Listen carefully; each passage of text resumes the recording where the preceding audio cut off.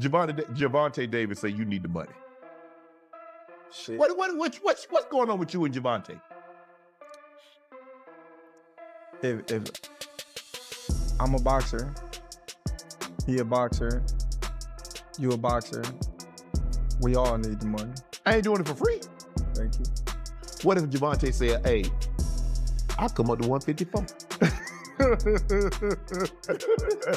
come up to 154 while you talking. Oh man. You go to you'll fight Gervonta at 154? I wish him the best. That's all I'm gonna say. So when people, what I got from that is he's a hater. If you don't know me as a person, let's say you don't like me, like you don't know me, like you feel me, and I don't give a fuck. Him. If everybody including win, I mean win. Question for you. Boxing has different tiers, and Terence "Bud" Crawford has clearly shown his place. In a recent live interview, Crawford didn't hold back on Gervonta "Tank" Davis, going all out. What began as a casual conversation quickly escalated into a direct challenge, with Crawford openly criticizing Tank's recent fights, his persona, and even the legitimacy of his last win. Tank said I was a meat lover. He came in, he was like, oh, this guy, you a meat lover. But Tank would never even think about hesitating to come up to 154. All right, what about 47 though? Yes, if he get to pick his opponent. If Tank get to pick his opponent, he would do it. But Tank would never come from 35 to 54. Y'all got into it on social media around that time. Y'all was doing the back and forth shit. Is that just you being competitive, like when that happens? Or Man, I just really don't like that dude. Why though? Cause I just don't like him. Like I really don't like him. I don't like. It's not your cup of tea. That's just not. Yeah, your... I don't like nothing about him. No, I don't like nothing about him. I just feel like he just one of these little arrogant little dudes that's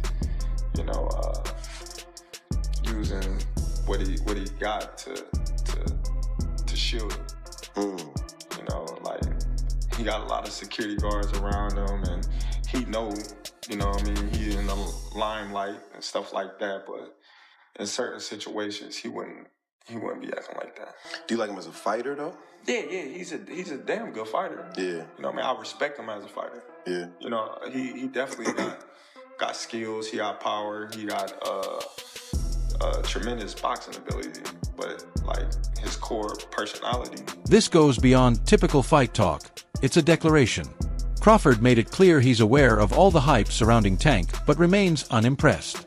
By calling out the avoidance, he ignited fresh tension in the lightweight division and showed the rivalry is far from settled. His words, delivery, and underlying message left everyone watching stunned. Going out on 3 fights. You know the last 2 fights you want to go out on? Yeah, the last fight you want to go out on. Like, who? Do you have anybody in mind?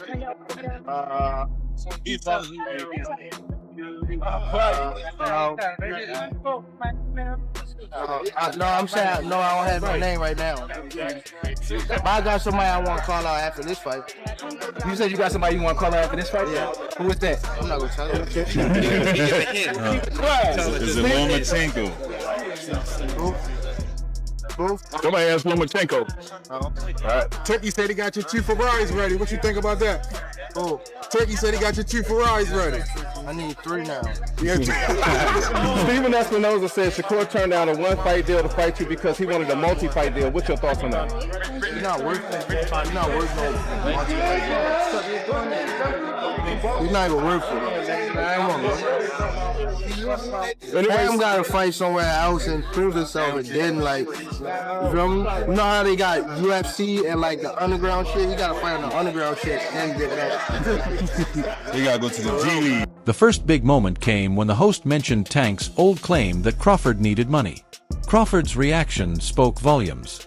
He shot back, saying, "We all need the money. I'm not doing this for free." His point was clear. Both men fight for legacy and paychecks, so there's no need to act superior. But Crawford didn't stop there. When asked about Tank moving up to 154 to face him, he calmly replied, "I wish him the best," dismissing the idea. Crawford's message was straightforward. He's not chasing Tank. If Tank wants that fight, he'll have to move up and prove he belongs. because Crawford clearly doesn't see it happening anytime soon. Gervonta Davis speaking about you. Is that ever a possible fight? Yeah, if he want to dare to be great, he can be like all the other fighters that are moving up 2 weight classes, and, you know, daring to be great. You would fight him. And tell him come up there. He got to come to win 54. He said I got a glass chin, so tell him come and touch it. Wow. Man. Gervonta said you got a glass.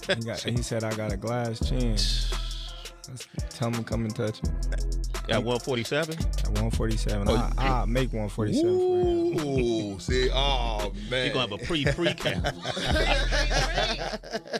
Then what the people gonna say? Oh, he's beating up on little guys. Crawford's undefeated for a reason. He knows his worth and isn't willing to risk his prime on hypothetical fights against opponents who barely beat Lamont Roach. Things then escalated. Crawford didn't just question Tank's record, he analyzed his last fight in detail. When the Roach matchup came up, Crawford spared no criticism.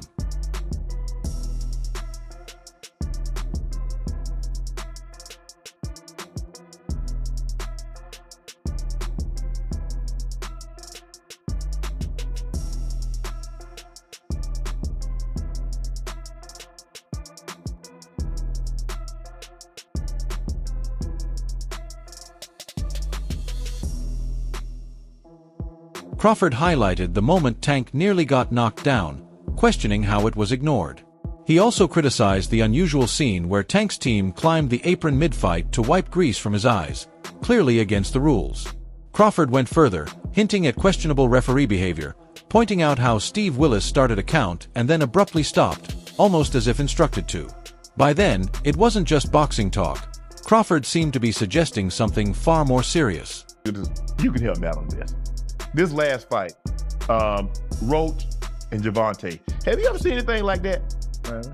I mean, you can't take a knee. That's a knockdown. Because I saw Floyd break his hand, hit the guy, and took a knee, and they gave Floyd an 8 count. So I'm trying to figure out how Gervonta avoided that, and then I'm trying to figure out how he got his guy come up to the top of the ring and wipe grease out his eyes. They do that now, bud. I guess that's part of the new, you know what I mean, boxing era. When you saw that, tell me when you saw this, you saw him. Crawford directly stated that without the missed knockdown, Tank wouldn't have won, and that Lamont Roach actually deserved the edge. Coming from another top fighter, that honesty is rare. It shows Crawford's straightforwardness, with no politics or sugarcoating. He also labeled Tank overconfident, saying he underestimated Roach, and that arrogance nearly cost him the fight. And then you see he go to the apron and the guy come up to the top of the ring. Well, he's like, hold on, what's going on? I'm just as confused as you. I said, huh? I was just like, oh, that's crazy. And Steve Willis a great referee. He is. And he started counting, then stopped it. Like they said, hey, you better stop counting. Oh. Wow. Hey, don't do that again. Eric Merlinsky scored the fight 115-113 for Gervonta Davis, while judges Steve Weisfeld and Glenn Feldman had it 114-114, resulting in a majority draw. Most expected Tank to breeze past Lamont Roach with an easy knockout and another flashy celebration, but Roach turned the fight on its head from the start. He applied relentless pressure, displayed sharp accuracy, and showed no fear, giving Tank one of the toughest fights of his career. In the 9th round, when Tank went down from a clean right hand and body shot, it wasn't a slip, it was a legitimate knockdown. Judge at the ringside, Eric Merlinsky scores it on 115-113 in favor of Gervonta Davis. Judges Steve Weisfeld and Glenn Feldman both scored about 114-114, even a draw. The decision is a majority draw.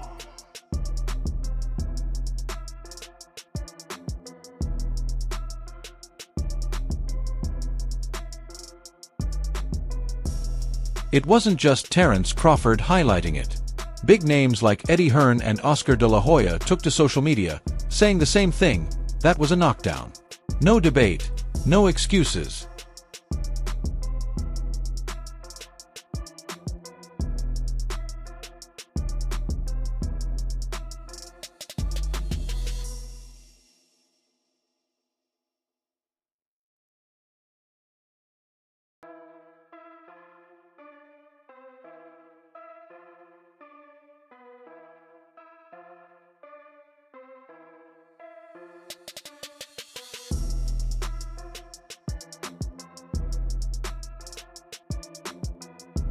Allowing that moment to slide completely shifted the fight's momentum, and, honestly, it might be the only reason Tank's undefeated record remains intact. Not a knockdown.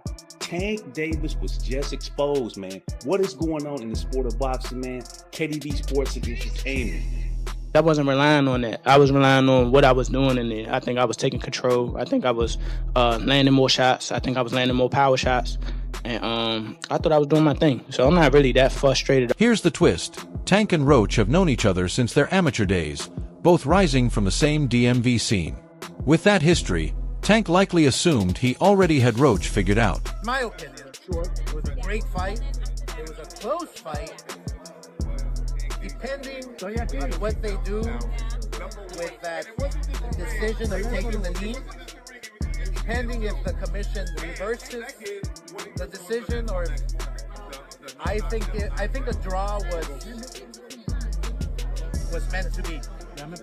So I like the draw. No, if you take the knee, man, if you take a knee in the 90s or in 2000, you're taking a point off. That's the bottom line. You're taking a point off. I don't know what happened with the referee. Maybe he was a little starstruck. Maybe he was a little, because he loves Tank. He loves New York. He loves the big lights. The referee with the eyes, he's like, a point should be deducted if you take a knee. It's a fact. It's in the rule book, right? The fact that they didn't take it away, then that's where the controversy is, right? It's not, look, did Gervonta get hit? Was he dazed? Who knows? Only he knows. But what I saw, when you take a knee, that's an automatic point. That's just the rule. This is not basketball. This is not, this is not basketball where, wait, hold on, my ankle hurts. Hold on, let me take a timeout. You don't take timeouts in boxing. It just doesn't happen. Whether he had something in his eye or not, you have to fight. There's 3 minutes to fight. So if you take a knee, if you go to your corner, I mean, the rules are the rules. And I don't know what New York is gonna settle on, but the rules are the rules. That night, I haven't watched the full fight. One thing that's kind of baffling is that it wasn't a knockdown. I mean, look, he wasn't hurt. There's no doubt about that. But if you take a knee in the fight and you touch down, whilst punches are being thrown, it has to be a knockdown. I've heard some people saying... Crawford emphasized that this isn't amateur boxing. Professionals operate in a completely different league. If Tank believes his reputation alone will carry him, he's in for a harsh reality check. Punch I ever face? No. And I ain't shitting on him or nothing like that. He can punch. But Jonathan Okendo, he's from Puerto Rico. Bro, he got bricks in his hands, bro. I lie to you not. He punch hard. I ain't gonna lie. One of the most viral moments came when Crawford questioned why boxing's top names aren't facing each other. He mentioned Tapamo, Lomachenko, Shocker, Tank, Garcia, and Hani IA, a dream lineup that's just sitting idle. He didn't sugarcoat it, calling it exactly what it is: pure boxing politics. Gervonta Tank Davis just been released to the public. We know now, December 14th, Houston, Texas. He's going to be facing a very tough opponent in Lamont Roach. Can you tell us a little bit about the history between them two? Oh man, they've been knowing each other from the amateurs, silver gloves, everything. They grew up actually together, Roach and him back and forth battles and whatnot. It's gonna be a pretty interesting fight, you know what I'm saying? Because Roach he come to fight, and I think it's a great fight. Everybody talking all that stuff about why Roach, because he signed and took the fight, you know what I'm saying? And it's good for the community. Crawford warned that if the sport's top fighters retire undefeated without ever facing each other, it will leave a lasting stain on this generation of boxing. His point was clear: if you're at the top, you should be testing yourself against the best. He even admitted, "I'm not going to be the only one walking around with a loss," showing he values competition over image. If Tank is avoiding risk to protect his perfect record, Crawford is already ahead in both mindset and skill. When asked about Ryan versus Tank, Crawford offered a measured opinion, saying Tank was likely justified, though the rehydration clause clearly affected Ryan's performance on fight night. he would never even think about to come up to 154. All right, what about 47 though? Yes, if he get to pick his opponent. But Tank would never come from 35 to 54. Y'all got into it on social media around that time. Is that just you being competitive, like when that happens? Or is it I just really don't like that dude. Why though? Cause I just don't like him. Like, I really don't like him. That's like, just not your cup of tea. That's just not your. I don't like nothing about him. I just feel like, he just one of these little arrogant little dudes that's using what he got to shield him. He got a lot of security guards around him, and he in the limelight and stuff like that. But in certain situations, he wouldn't be acting like that. Do you like him as a fighter though? Yeah, he's a damn good fighter. Yeah, but like his core personality and his way. Then Crawford made a pointed observation about fighters who weigh in at 130 and rehydrate all the way up to 165. He didn't name names, but everyone knew who he meant. His message was clear. Modern boxing is full of loopholes and ways to game the system, and Tank might be a prime example. Crawford didn't stop there. He highlighted a larger issue. The entire division is stagnant, with too many fighters avoiding real challenges instead of pushing the sport forward. I think all of them should fight, I mean, you got Lopez, Teofimo, you got Lomachenko, you got Shakur, you got Tank, you got Garcia. You got 5 guys. That's a nice little. Devin Haney, yeah. You got 6 guys. Don't nobody want to fight nobody? I don't know. I think they all should, be fighting each other. Well, so what we got going on? Politics. Bro, if Shakur and Haney and Tank, if all of them leave, if they retire with undefeated records, that's some bull jive. That's some straight up, and you know it too, bud. Ain't no way those guys should have undefeated records. If they're out in their prime and they damn near in the same. There are plenty of elite fighters, but few genuine matchups. Everyone is playing it safe, thinking long-term, while fans are left wanting more.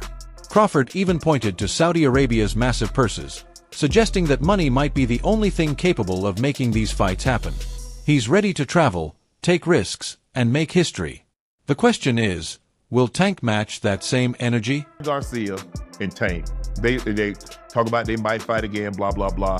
There was a lot made about this rehydration clause. You don't have that. If I'm not mistaken, I don't think you have this in this one. So theoretically, he's supposed to come in at 168. Not in the fight, he might be 180, 185. You cool with that? I had sat down with Oscar, and Oscar said he think the rehydration clause had a lot to do with why Ryan didn't defeat Gervonta. What do you think? I think 2 things. I'm gonna say 3 things. I think Ryan had an injury already previous in training. I think the weight did have an effect on him, because when you see him with Devin, he was totally different. Oh yeah. You know what I mean? While Bud is out chasing real fights, Tank is caught up in exhibition hype, social media stunts, and questionable wins. The contrast couldn't be starker. Then Crawford dropped a line that carried more weight than it seemed. They all know each other. It sounded casual, but on closer thought, it revealed a lot.